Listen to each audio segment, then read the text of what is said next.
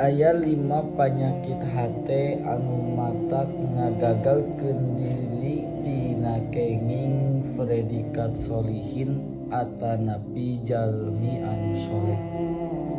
Padahal jalmi anu dijamin ku Allah bakal bagja sarta salamet dunya jeung akhirat teh ti antawisna nyaeta jalmi solihin.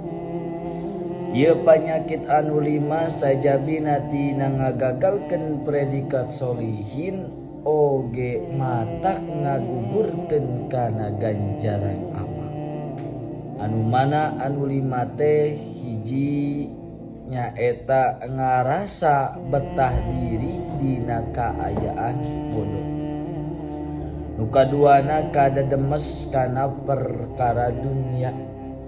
Nu katiluna koret, nu kaopatna ria, nu kalima nyaeta nu terakhir takabur. Lamun jalmi kaentepan ku salah sahijina ieu panyakit anu 5, maka moal tulus jadi jalmi solihin atanapi jalmi anu soleh.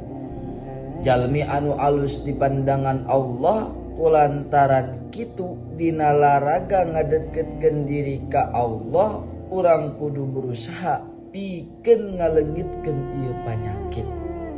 Sabab ieu panyakit anu 5 teh tisajabina teu lulus jadi jalmi anu soleh oge bisa ngagugurkeun kana suatu ganjaran amal.